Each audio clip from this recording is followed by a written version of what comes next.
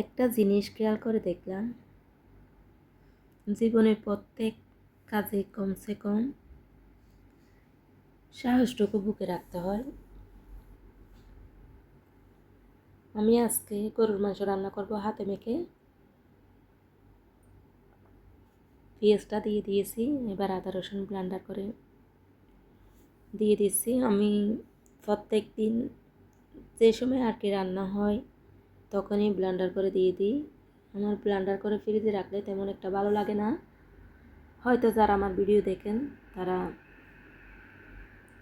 জানতে পারবেন। এখানে আমি আদা রসুন পরিমাণ মতো দিয়ে এবার হলুদটা দিয়ে দিচ্ছি। হলুদও পরিমাণ মতো দিয়ে দিয়েছি। এবার মশলা ইউজ করব। আমি এখানে সব মশলা আর কি নিজের হাতে ব্লেন্ডার করে রাখছি। এমনকি মেজবানির মশলা বলতে পারেন আপনারা। আমি সব মশলা নিজের হাতে ব্লেন্ডার করে রাখি।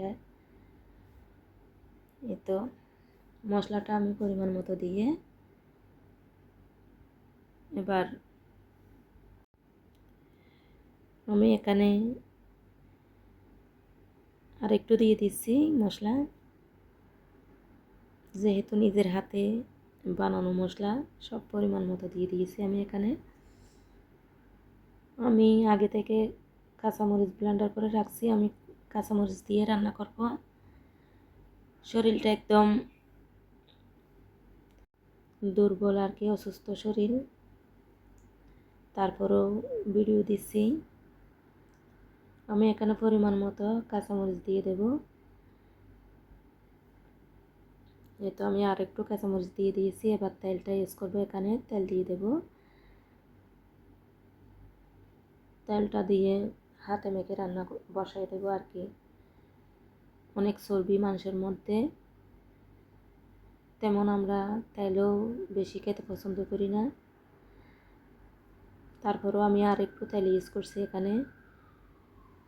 তো এবার পরিমাণ মতো লবণ দিয়ে দেবো। লবণটা তো যার যার স্বাদ অনুযায়ী আর কি। এবার ভালো করে মেখে নেব। মাংসটা আমার বিশেষ করে হাতে মেখে রান্না করলে ভালো লাগে। আমি বেশি হাতে মেখে রান্নার চেষ্টা করি মাংস। এবার ডাগনি দিয়ে দেব। এই তো একদম শেষ পর্যায়ে এসে আপনাদের দেখাচ্ছি আমার মাংস রান্না এখন একদম শেষে। কয়েকটা কাঁচামরিচ দিয়ে দিয়েছি। অন্যদিকে আমি ইলিশ মাছও রান্না করছি। তো দেখেন আলু দিয়ে দিয়েছি, আলু দিয়ে গরুর মাংসের ঝোল। তো ইলিশ মাছ রান্না করছি, সরিষা ইলিশ। আর এদিকে মাংসর তরকারি।